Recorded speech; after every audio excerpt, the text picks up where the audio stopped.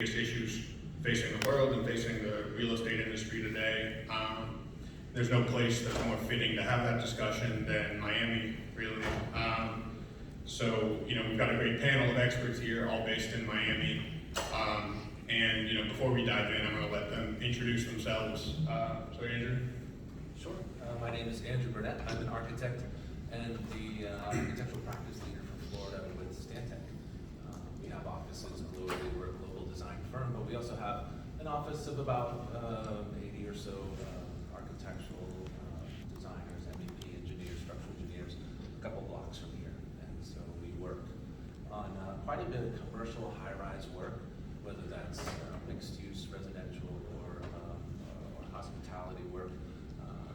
The Solitaire building that's close by us here, as well as things like the Jade Signature out on Sunny Isle. So we work along the beaches, along the coast, in the cities, a lot of places that we live, doing all sorts of different types of projects.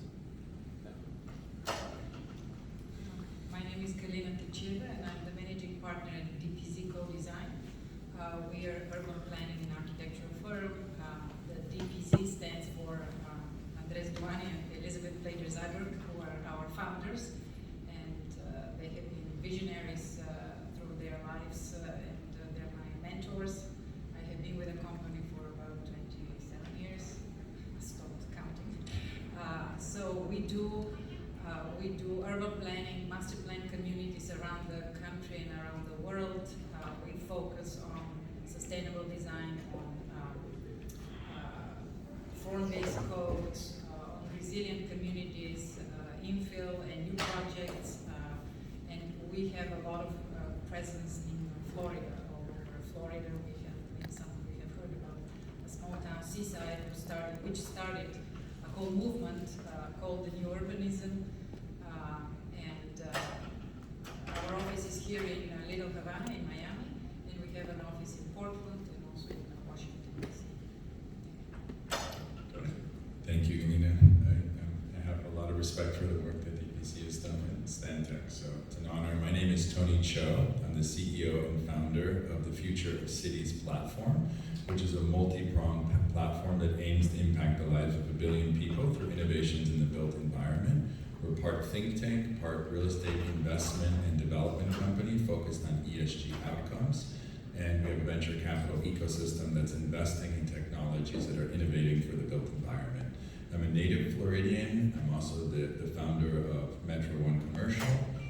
And I'm also the co-founder of the Magic City Innovation District in Little Haiti, which is a large mixed-use 7 million square foot model city of the future in Little Haiti. And it's an honor to be here. Great, thank you guys. So we're going to get into some of the specific projects you all are working on and the elements you're incorporating to adapt to sea level rise. But first I want to take a step back and talk about what I think is the central tension here. South Florida has become one of the hottest real estate markets in the country over the last couple of years. Huge numbers of people and businesses are moving down here. And of course, development is responding to that and building rapidly. Yet at the same time, South Florida is the most at-risk part of the country to sea level rise. Climate models predict 2 feet or more of sea level rise in Miami-Dade County by 2060. And this would put billions of dollars of real estate at risk. And this obviously isn't an issue for Miami alone. Many of the most valuable real estate markets around the country are on the coasts and around the world, and they all face, their own risks from sea level rise.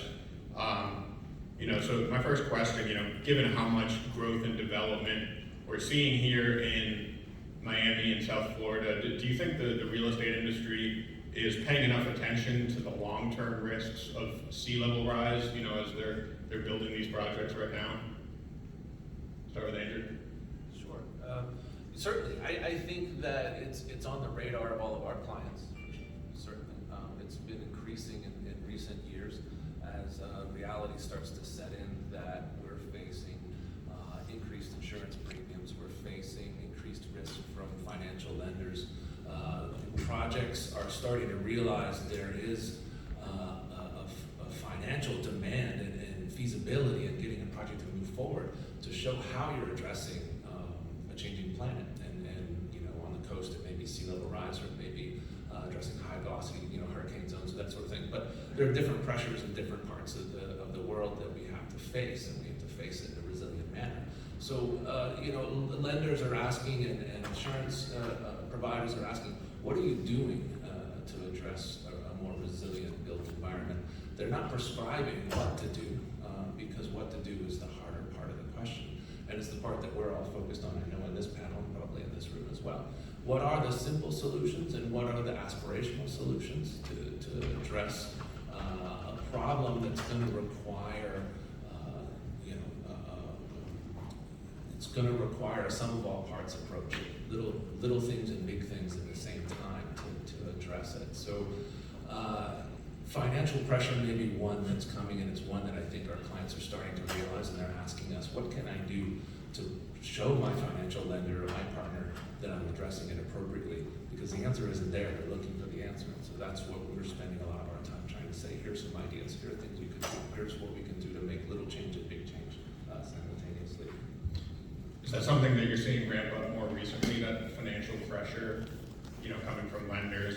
Is that something you've seen over the last couple of years become a bigger conversation point? Yeah, absolutely. I mean, from a very sort of easy to understand viewpoint, the firm maps change, the flood insurance rate maps are changing. They're changing constantly, and municipalities need to approve the changes, right? And say that, okay, now you're an AE7, you were an AE5, you know, so you had to water, you know, flood proof up to elevation 5, now you got to flood proof up to elevation 7. That kind of change keeps happening. And narratively, the way that a lot of times that would get addressed is you go in and you ask for a letter of map revision, and you sort of change your property a little bit to say we can rezone or reclassify this site as a flood zone X instead of a flood zone 85 or 7, or whatever it happens to be. We start seeing those changes happen fewer and fewer times, you know, that they're not getting approved, that there's kind of more pushback from municipalities that say, no, you know, you have to flood-proof this building, or you have to address the fact that you're an AE7, and in another 6 months you're probably going to be an AE9. You know, so we're seeing more resistance as there becomes to be more awareness of what we need to do to better protect our building stock, and that's starting to sink in even in a private commercial development space that tends to respond to a different set of pressures than you would see maybe in a public project. Are you two seeing that as well, that type of pressure on commercial developers from financial partners, municipalities? Galina? Yes, definitely. Andrew is talking about from a kind of the point of view of the building and the single structure, and our impressions are from the point of view of the public sector, municipalities with which we have been working. It is very, I believe that from a kind of a first glance, there is a kind of an optimism in this part of the country, in Southeast Florida, and in Florida in general, in spite of the fact that we are probably a kind of the poster child of sea level rise and all these other dangers coming our way. And our region, because we have been exposed to, you know, disasters and storms, and Andrew in 1992 actually taught us a serious lesson. I think that we have started a long time ago to work on these climate change issues and sea level rise. I mean, there are so many initiatives currently at a regional level, which are actually local because it's about us in Florida, but they're kind of regional. You know, 4 counties are getting together in the so-called South Florida Compact about climate change, where they have unified sea level rise standards, or at least trying to have these standards, you know, in a kind of in a flexible framework where all the changes will be, you know, known in an easy way. And also the Miami-Dade Resilient 305. The Miami-Dade County also is doing their recently published like 4,000 pages of their stormwater management plan, which is, you know, again, new flood criteria, building upon all the infrastructure improvements which need to be done in the future. So all of these local, regional initiatives give a lot of confidence to the private sector to invest in a place which is committed to a kind of positive attitude and committed to infrastructure investment in the future. We were previously discussing that the governor will be signing something about $500 million in money about resilient coastal development, and 600 million for the preservation of the Everglades. So these are things which basically give us the confidence that the private sector and the public sector are coming at the same time, at the same level of understanding of climate change and what is coming next. So I think that also the city of Miami, if you look at the city today, many of you are from here, but many of you are traveling, coming here, it's like a very optimistic, beautiful city which is welcoming so many new people with its not only its natural features, but with the optimism of the people who are here, and look at Miami as a kind of the next tech hub and not like a sinking city. It's this pessimism of looking at Miami as the sinking city. It's a kind of not prevalent, and that's, I think, it's a very good sign for the public and the private investment. I appreciate the optimism, but I'm probably a little bit more of a contrarian because I've been in kind of the sustainability space for almost 15 to 20 years here in Miami. And I think that there is a beginning of awareness around the need and the urgency of the situation, but I certainly don't think that there's enough investment that matches the severity of the issue. And it is encouraging that all of these compacts, and finally Miami committed to a 2050 net zero goal, which I think should have happened long ago. And I think that was a direct result of our leadership at COP26, where I was in Glasgow a month ago. And the global severity of the problem is really serious. And I don't think the market is responding quickly to the real threats that are happening. I think people are buying incredible amounts of real estate at unprecedented prices.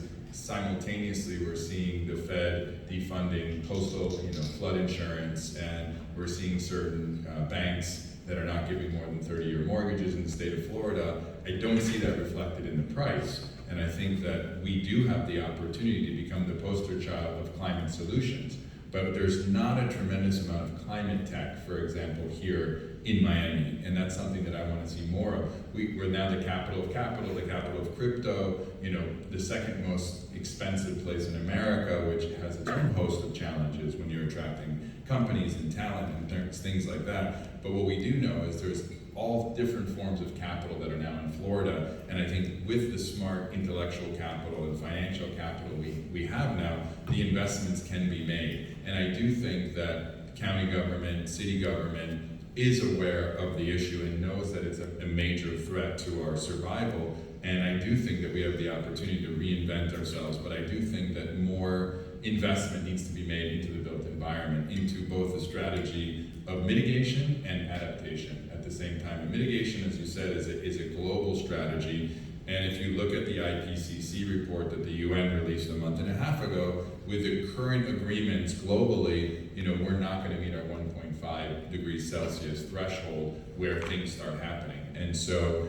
I think that this is not the end of the story. This is the beginning of the story, and there's an opportunity for us to really innovate in this space. And Miami is having a Miami moment, and there's a tremendous amount of investment happening here. And I really think that we need to accelerate the legislation and the policies that are going to pave the way for a more resilient Miami, and we need to make that happen quicker. And so the public sector, the private sector, the foundations, all the NGOs need to really come together and not work in silos. This is not a Miami problem, this is a global problem. And everybody needs to come together and realize that our biggest competitors, our biggest competition is time. It's not different countries, it's not It's not different companies, it's really time. We have a clock that we're fighting against sea level rise and climate change, and we know for sure that climate change is now a direct result of human activity, as was evidenced in the IPCC report. And so Miami has an opportunity to really change from being the poster child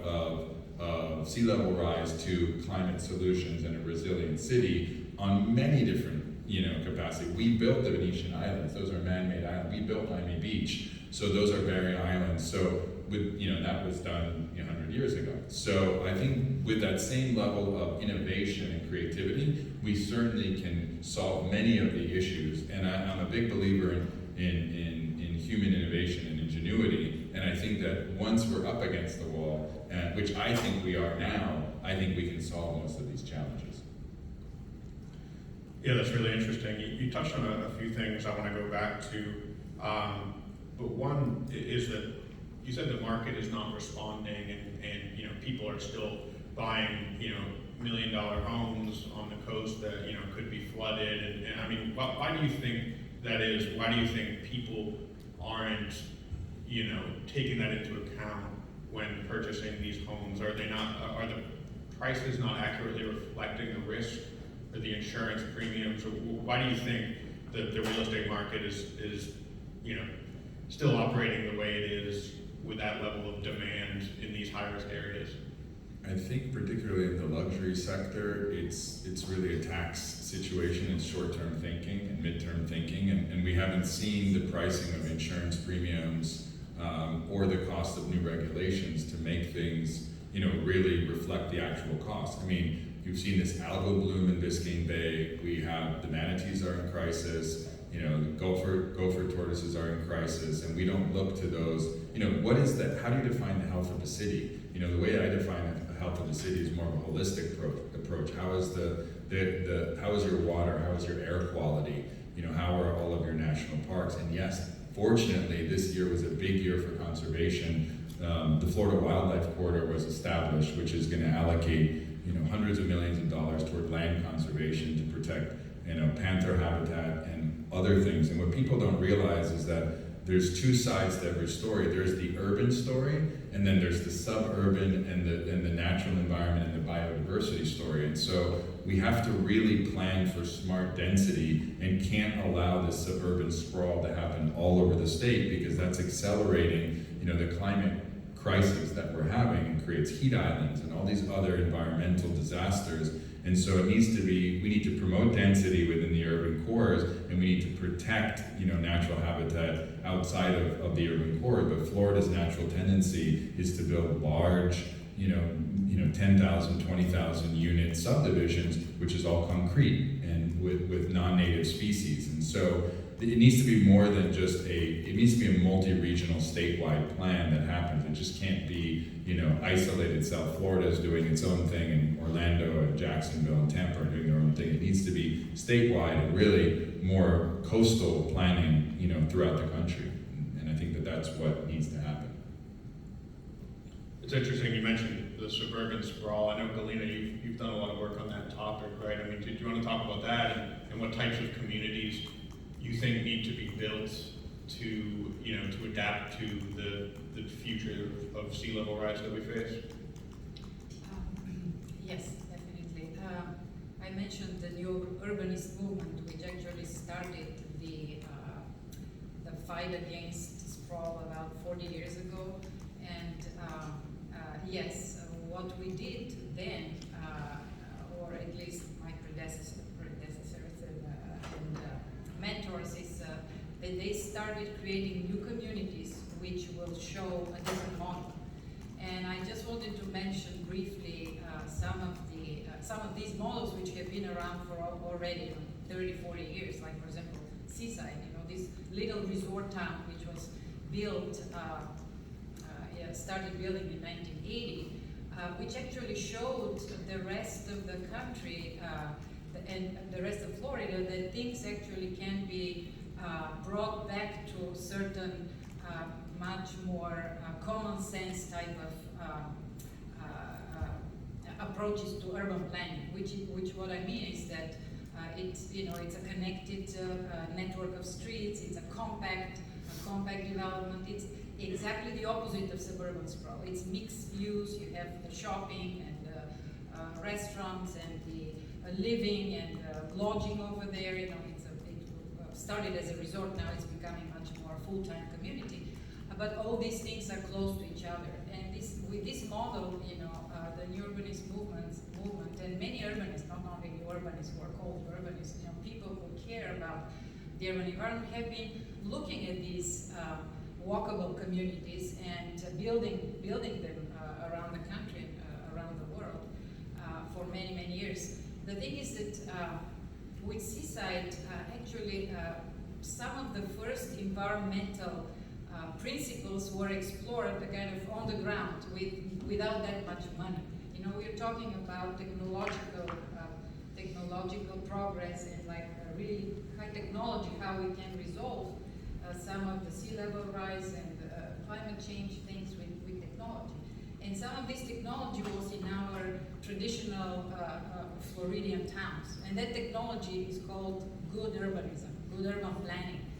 Compact, connected places where stormwater is handled not in gold-plated, super expensive infrastructure, but is done through green infrastructure, you know, pervious, you know, kind of light imprint on the ground, you know, buildings which are very tightly and well constructed, so they're fortified against hurricanes, buildings which are naturally ventilated, not like here we're freezing now. I mean, some of these big buildings, I know that they have the LEED platinum envelope and all of this, but in this beautiful weather, we are hermetically enclosing ourselves. And some of these kind of common sense principles were brought into the palette of the urban planning and the architectural profession. So just to say that, yes, Florida has done tremendous kind of backward thinking with sprawling. I mean, Florida is really absolutely kind of a poster child of sprawl, I would say. In 2010, I wrote a book called The Sprawl Repair Manual, talking about how to repair, you know, the impacts of sprawl, like the dead malls converted into town centers, shopping centers, office parks, the single-use enclaves, how you make them into mixed use. So in this sense, basically the land use or the land use, transportation, landscape urbanism, all these different disciplines come together to actually help with our thinking and our change of behavior. If we drive less, we emit less carbon dioxide, then it's less global warming, then it's less sea level rise. All of these things are about mitigation. You know, the principles of the walkable and compact communities help with mitigation at a global level. If we want to reduce our emissions, we have to stop driving. You know, our Teslas are fantastic. Yes, I have a Tesla, and it's wonderful to drive it. But just to make the Tesla, you know, and the need to drive the Tesla is still emissions. You know, it costs, I don't know, there were like some numbers. It's $600 in savings in emissions, but then it's $10,000 to produce the thing. So it's, or euros or whatever it is. So it's really important that we have a change in our lifestyles, that we walk more, that we don't drive that much, and this is a kind of the mitigation side of urban planning and design. On the other hand, the adaptation, which we were talking about, where we're even more effective, it's where communities can adapt to the impacts of climate change, is basically is where you not only deal with the causes of mitigation, but also with what's happening right now. For example, sea level rise here in Florida. What do you do for in such cases? You have to strengthen the seawalls. You have to maybe re-nourish the dunes and the beaches. You have to do things which are already caused. The causes are there, and you have to do basically the actions to improve and to live with the situation, with the local situation. So urban design and the architecture and the built environment together with transportation can really help both with mitigation and adaptation at a global scale and also at the local.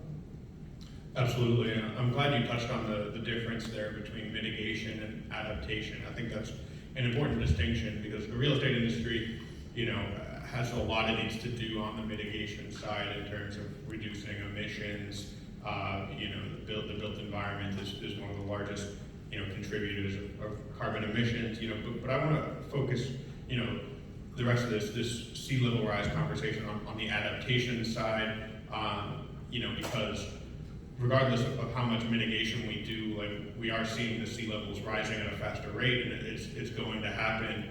And projects have to adapt to that. And so, Galina, you touched on some of the community level measures, but I want to go to Andrew, to talk about on a project specific level. You've designed major commercial projects, high-rise, multifamily towers, hotels, and you're working on the Broward County Convention Center expansion project. Can you talk about for these types of projects, what types of resiliency measures are you incorporating to adapt to this sea level rise? Sure. It's multi-pronged, and you have to start to think, with sea level as well as sort of human nature to sort of work with it, and rather than against it. To dry flood proof a building, meaning that you're going to keep the water out completely through flood panels and hydrostatic slabs and walls and things like that. We're going to keep the water out. It's only as strong as its weakest link, right? So if there's a place where a panel wasn't installed correctly when a storm event happens, water comes in and causes a lot of damage. So a more effective strategy sometimes is to think about wet floodproofing and sort of allowing water in. And once water comes in, how do I address that? One way to start to think about it is what are the materials that are there? How do I let water move through the building without damaging the structure and that sort of thing? But then you can also start to think about how do I change the paradigm of what I build on the ground floor, and then we like to think about how can we move our systems up to the second floor. Should we be looking at the floor above? And if we move things that are traditionally on the ground floor up to the second floor, what does that allow us to now do on the ground floor and that horizontal space of our city? So where we live in a dense urban walkable city, like we do here, and we start to rethink what we can do along the ground plane, there's really kind of an optimistic positive that could open itself up for public space instead of for transformer vaults and fire command rooms and generators and emergency generators, all things that we need, but things that are probably more resilient and more adaptable on a second floor. Sometimes we run into sort of little glitches trying to do that. How do we convince Florida Power and Light to let us put the transformers up on the second floor? Because they typically want it on the ground floor, where they can pull a truck up to it and service it. But we can give you a crane or a lift or something and drop transformers down. We can get over that hurdle. And if we have our transformers on the second floor after a storm event, our building's ready to go on as soon as power's back to the building, right? Instead of waiting weeks or months to get more equipment into the building because it was destroyed on the ground floor. So being resilient sometimes is being durable and hardening your building, but also working with the forces that are there. We have an architect that works with us that likes to tell a story in St. Thomas about power poles, and he was down there after a storm and noticed all the power poles laying on the ground, and he was thinking these things were only buried like 1 or 2 feet deep. Why are they so shallow? They should be buried deeper. And the reason was simple, is that they had learned over time if they put the power poles deeper, they tended to break. And getting a new power pole was difficult. But if it just fell over, it was easy to put it back up. So they're sort of understanding the systems around them and working with it. And so a long way to answer your question is sort of on projects like Broward County Convention Center. We look at some of the simple things we can do. Can we raise the equipment up? We raise the level of the plaza out in front of the building. We had coastal modeling done to determine not only just the flood zone that we're in, but what's the potential storm surge that we can see in a storm surge event, which added another 3 feet to what we were designing for in height. design for the building. So trying to find the best science and data available to help us make better decisions on what will make our building stock more durable and last longer is part of that ability to address resiliency, right? And if we can start to do that too, the goal isn't just make the building more resilient, because why? You know, right? It's not about the building. It's about our cultural continuity. It's about sort of living in a place and belonging to a place and belonging to a culture and a society that you want to continue to live with for generations. And that continuity goes to a little bit of what makes us human and what makes us want to live at the coast and what makes us want to live in the places that we live. It's why New Orleans will continue to rebuild every time it encounters a storm, because there's something important about that place that connects to who we are. Is there financial pressure to, on building a mansion on the coast? Of course, but it's probably not enough of a financial pressure to discourage somebody from actually doing it. But it does change the balance of the equation a little bit. If there's a little more cost in sort of dealing with higher insurance premiums or higher, interest rates from your lender, whatever it is, you might start to look for other sources of funding. And when you start to look for other sources of funding, you start to find them, and you find that those sources of funding sometimes are given by FEMA or by grants, or I was thinking like the Triumph Fund. We're working on a project and trying to win a project in Panama City. But looking at the Triumph Fund, which is from the Deepwater Horizon oil spill, the FEMA funds from various hurricanes, the COVID sort of money that's out there. If you can tap into some of those funding sources, you can build back more resiliently. So it's not always about saying we shouldn't build on the coast. It's saying how should we build better on the coast, because we're not going to stop. Yeah, that's really interesting. Galina, you've worked on a couple projects where you were working with island communities in South Florida, North Bay Village, and Key Biscayne, and you were helping those communities prepare their adaptation measures for sea level rise. Can you talk about those projects and the specific elements that you incorporated to adapt to sea level rise? Yes. Actually, the North Bay Village project we finished recently, but the Key Biscayne one we are about to start. Right. And both of them have a kind of this visionary element. The communities wanted to basically outline a blueprint for the future for the next 25 years, and resiliency and sustainability were very central. Actually, adaptation and resilience, which adaptation is basically resilience, were more central in their thinking than necessarily the mitigation, which mitigation actually comes as a result of the way these places are. For example, the North Bay Village is a small island. It's a man-made island, so it's a kind of, again, it's a poster child for sea level rise, and it was built from basically dredging the Biscayne Bay, and seawalls were installed, and then all the dredging field was installed inside, and this is how they came into being, about 75 years ago, and they're looking at the next 25, so that's why it's North Bay Village 100 was their like a logo. So they're a small community, but really with visionary leadership, and also the community came together around this vision. They had like a sustainability resiliency board. I mean, really a kind of an ambitious local community, and we did with them their kind of master plan, which actually won a couple of APA awards, just to brag on behalf of the community, because they were doing all the submissions and all of these things. And what happened there is that there are very concrete resiliency steps and tools which we use. Like, for example, one which was very obvious is that yes, they're a community which was born from water. They're born from water, so they will continue to be in water, and they need to thrive there and be protected, but they also have to be protected from the water. So their seawalls were number one. The seawalls strengthen more strong seawalls, which are now, some of them are falling apart, went through their life cycle.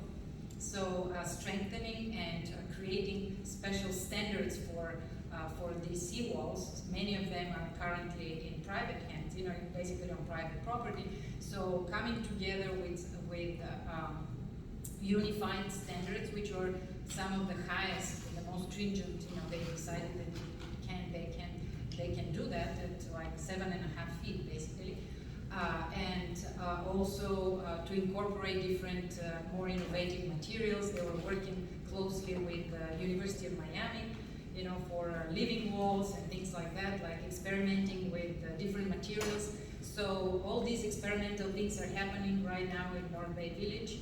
Another big thing is, as I said, the love for the water remains. Currently, they have their northern edge above the causeway. They have a big causeway, Kennedy Causeway, kind of intersecting, and the northern portion is totally underutilized. And maybe this is the largest, for investors and for architects. That's something probably you may or may not know. It's probably the largest underutilized piece of waterfront property in Southeast Florida, maybe. So it's a really very attractive, will be very attractive for development. But also we thought that this love for the water has to be maintained for the whole community, and also that the community will need to have a kind of a common promenade or common presence on the water. They had started doing that, but this was a kind of a very strong element in their vision, in their master plan. So accessibility to the island walk, special setback of all buildings 25 feet from the waterfront, again strong walls on that side, on Biscayne Bay, and about 18 feet of easement, which remains like a public area with outdoor seating and all of that. Also, an important component was about the buildings, which Andrew mentioned. How do we deal with the ground floor, and how do we reconcile the infrastructure, the public infrastructure, and the private property and the private infrastructure? How they can come together when we're thinking that in the next 20 years there will be a raising of the public infrastructure. So we were thinking that in the codes, and that's a kind of the third element, in the regulatory document which we prepared for them, a form-based code, we suggested that the ground floors, especially for the commercial activities, will need to be really tall, like 20 feet above BFE. So it's like you can have activities in this very grand space, which becomes like public space. Plus, it can handle the raising of the public infrastructure later. This portion of their code is already adopted, so it's something which is already done. And there are various other things. Talking about mitigation, they did not basically give up on that, because that's part of a connected and walkable and good community. They had not only resiliency on the list of their main kind of goals, but they had livability and prosperity and all of these things. Mitigation measures as light infrastructure and green stormwater measures. Pervious materials were encouraged. Albedo materials for reflective roofs, green roofs, and all of that is also encouraged in their code. So these were kind of the main issues which we covered. I mean, yeah, that's a lot of great stuff. Thank you. Tony, do you want to talk about some of the projects you're working on? I know you've got your own development, the Magic City Innovation District, your big $1 billion development. You've also had some involvement in the public projects, the reef line and underline projects. Can you talk about those and the types of measures that are adapting to sea level rise and just making those projects resilient, for future risks? Absolutely. I think, I've been here in Miami for 22 years and have seen the massive transformation in many positive ways in my involvement in the Wynwood Arts District in creating, I think the second business improvement district resulted in a lot of amazing public benefit, I think, through, the cultural district, through art and public places, really putting Miami on the map as a cultural destination and kind of changing the narrative a little bit in conjunction with Art Basel and all the cultural things that happened. So that was really great. And I witnessed kind of how successful real estate projects can really gentrify and push the creative class and the artists out of a neighborhood that kind of were the heart and soul and the independent brands. And so with Magic City Innovation District in Little Haiti, which is an underserved, one of the poorer neighborhoods in Miami, where the average median income I think is somewhere around $28,000 a year. We set out to create a district of the future that would help elevate the entire community through education, through integration, through hiring, through job creation, and really using technology, sustainability as a catalyst. And so I think we've accomplished some really good things in terms of being able to create this little Haiti Trust Fund, which will be funding $41 million through the life of the project for the specific use of cultural preservation and affordable housing within the district. We're also working on a train station there to come in on 61st Street. And I think, to Galina's point earlier, smart urbanism is really a part of what we need to do. We need to de-emphasize the automobile, getting people back into the public domain and into the reclaim the commons. And I think that's something that's a trend we're seeing worldwide in Paris, with the proximity in 15-minute city with the work Dr. Carlos Morena and Hidalgo, the mayor there, and you're seeing reclaiming the public domain as a place for community engagement, interaction, etc., not being an exclusive area. And I think that's one of the goals that we set out to do in Magic City. I think we have 21 to 25% of civic and public space and green space. We're not killing one of the trees there. We have these 100-plus-year-old, champion oak trees and banyan trees, and I think that's what makes Miami really attractive. In many ways, it is a tropical paradise that has all these,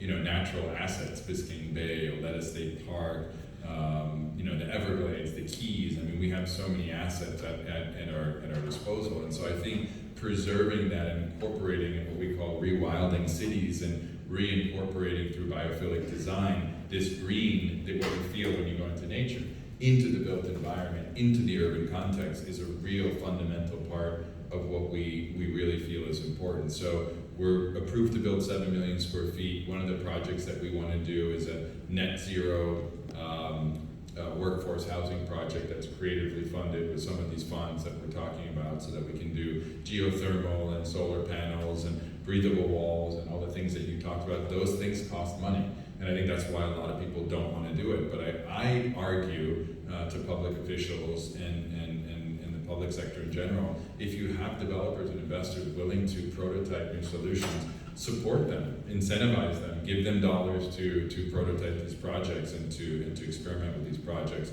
So that's what we're looking to do. I'm also going to announce next year our first demonstration project for the future of cities, which aims to be fully net zero, inclusive, equitable, sustainable community in another city in Florida. So that's coming next year, so I'm excited to launch that and announce that. And then in terms of what we're offering, we're open sourcing a new sustainable development framework called Regenerative Placemaking, which combines the principles of Regenesis and the work of Bill Reed and Pamela Mang and others who have really been pioneers in the regenerative development space, which takes a holistic approach to development that incorporates human and non-human considerations, the rights of nature, how healthy is the community. It's not just what the humans need, but every living thing within that ecosystem. And I think that's been a missing element in the way that human civilization has developed. We're not considering other species, and we only recently, when we discovered fire, became the dominant species. But when the dinosaurs were around and others,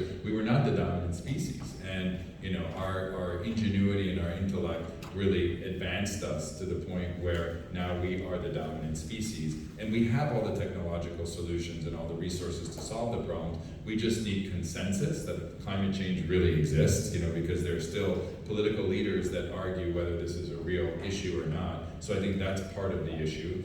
And then I think we need to make the investment and everybody work together and stop working in silos and you have to prototype, you have to experiment, we have to enter this new age of a regenaissance. And after, the Black Plague came the Renaissance. It was led by the artists and the creatives and the philosophers. We have all these new ways of financing projects through blockchain and fintech and cryptocurrencies. Miami is now the capital of crypto, and there's so much capital here. So I think I am, in that regard, very optimistic on the opportunity for us to prototype and iterate. There's a lot of brilliant people here, sitting on this panel and in this community, and people coming here. So I think that the moment for us to really make our mark is really opportune, and it's right now. So it's an exciting time to be here. We're also investing in technologies and companies that are innovating for the built environment, and not just technologies that make our lives more like the Jetsons, but technologies that are going to provide social innovations. How do we incorporate and include the community in our decision making and decentralize and create organizations that have community buy-in? So there's a way now for us through DAOs and other mechanisms to really include the community in a meaningful way in the future of these different areas. And so we're focused on the 99%, and the underserved communities, because we believe that if you can solve for them, you can solve for the world. Many people are focused on the 1%, whether it's luxury homes or luxury office buildings or whatever. I think we need to really focus on energy on smart, sustainable, affordable, inclusive housing. And I think it needs to be mixed income, and it needs to be intergenerational, and I think that's really what we need to prototype in the upcoming decade, which is an important decade, I think. Yeah, that's a great point. I think we're coming up on our time here, so I want to open it up to the floor. Does anyone have any questions for the panel here? I saw your hand first, Scott. So, Andrew made an interesting comment about New Orleans. So Katrina, 2007, really pointed to a really glaring flaw that really hasn't been discussed here, which is government corruption and incompetence. And as we now know, most of the damage in New Orleans was caused by graft and corruption, failure to maintain the levees. The poor suffered, and that recovery it's probably still going on as far as I know, but it wasn't a high priority because they were poor people. Miami enjoys the lap of luxury, and all the technology that you comment about is absolutely possible here. But that raises another question in my own mind. What do you do about people that voluntarily put themselves in harm's way in front of hurricanes and floods, tornadoes, and then expect somebody else to fix it? Well, any rational person knows that the shit's gonna hit the fan, it's just a matter of when. But now it's up to technology, government, money to fix that. So just a broad observation, but the government corruption and incompetence is the primary one. How do you get through that? You have the technology, but the government is often the biggest problem of getting it in place. Does anyone want to talk about that? Tony? Human nature is full of contradiction, and it's and I can't comment really to the corruption, but I can comment on sort of trying to learn lessons, and certainly Katrina taught a lot of lessons that we still continue to learn from, continues to change our codes, continues to change our understanding of an equitable ecosystem that we all inhabit together, and how we rely on each other to make that work and to make that meaningful, and to enhance our quality of life together. So I know in New Orleans, I'm going to speak a little bit out of my sector of buildings, and I know my partners at Stantec that we have groups that also deal specifically with power and water and all sorts of different sort of sectors. But Stantec was involved in a huge project to try to rebuild the pump system and sort of support the levee system in the region, so that if levees were failing, it could pump the city dry. So it's a huge project that the pumps needed to be able to turn themselves on without human intervention and run for 5 days, with fuel and everything that they needed to have, without any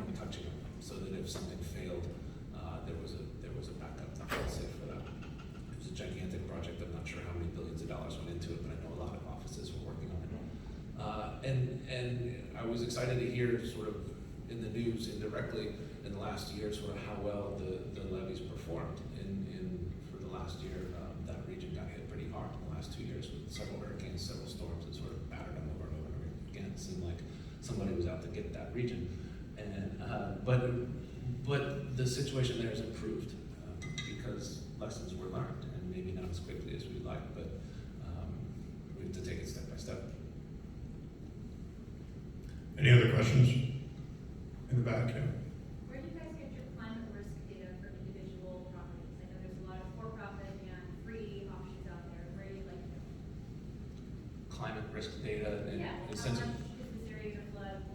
Compared with the LiDAR, where do you find exactly how high it is? There are smarter people than me that work with the company, certainly, that pull from a lot of different data sources. We have a big group that has tidal modelers and climate scientists, and they sort of bring from a lot of different sources, in a very benign way. A lot of times as an architect, I'm just looking at the firm maps and sort of understanding what do I need to design to. And what we're seeing, what we think is in front of us is less reliance on those maps, and that it won't be too distant in the future that we're really not using the firm maps anymore, but we're sort of resorting now to sort of site-specific calculations to understand exactly what's going to be happening on each site. That's going to be a wake-up call for the construction industry and for the real estate industry, I think, as well, because the firm maps are generalizations, I think you might agree, and they don't always make a lot of sense, and they're easily sort of manipulated, I want my property to be an X, right? If I'm an owner, I don't want it to suddenly sort of increase my insurance rate if I own this property. So there's a misalignment of goals in a property owner who owns a site versus reclassifying a site to have a higher flood elevation. So as we progress, I think that you're going to see changes to how we calculate the information and the data sources that we recognize and understand and use to regulate how we build. One in the back, yeah. This is for Tony and Galina. It's a little different, but it's about return on investment, both on coastal development or in specific the development you were talking about. While there's municipal policy, there's public policy, there's municipal agendas that sometimes are different or disparate from return on investment and private motivation. A lot of what you described still requires financing from the private sector, yet in the case of Tony, your development of affordable housing, especially in an era of inflationary pressures, the rubber always hits the road when you really figure out what it costs to build something, anything, what it costs to protect coastal development, and a rising tide aside from human behavioral changes, just being very specific. Where does the ratio of public-private partnership, where will it exist, what ratio, and how can we accomplish both what you were both describing when the return on investment is quite uncertain? So this is one of my, LifeWorks mission is to demonstrate that projects that have ESG outcomes that are for the public benefit can deliver outsized returns.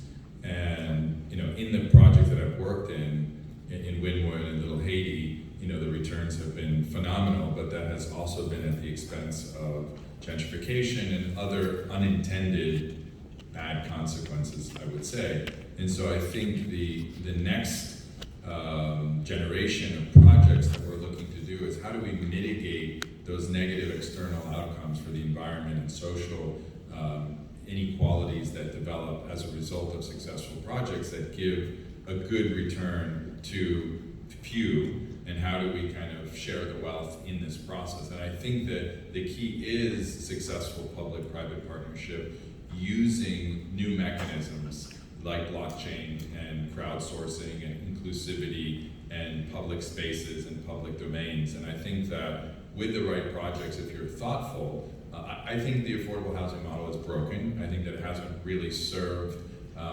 the folks that need the most benefit and that are most at risk. And so I think there needs to be a new innovative model that funds, housing that's both environmentally and socially forward. And I think that's really what we need to focus on. Again, there aren't any existing models that have been proven, so we need to prototype them, and that's what I'm doing, using opportunity zones, using brownfield, using COVID funds, using green infrastructure dollars. And I think if you combine those stacks and you can demonstrate that there's a public and environmental impact to what you're doing, I think you can get a considerable amount of favorable financing, as well as people, I'm looking at family offices and institutions, they all want to have an ESG strategy. It's no longer kind of a nascent,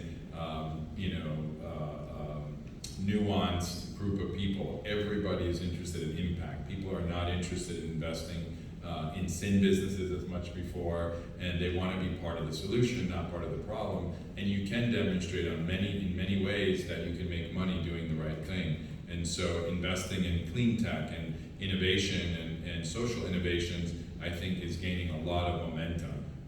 So I'm hopeful, and I've seen it so far in the project that I'm doing outside of Miami, is the investors that we have are impact investors that are also looking for, a sensible tax strategy through opportunity zones and other things. So I think if you make it appealing and attractive to an investor, or an institution, or a lender, we're working with Climate First Bank, for example, right now. It's a new bank that was chartered in Florida that's really only investing in projects that have some sort of sustainability features. So you're seeing, and yes, they're heavily regulated by the Fed and the SEC.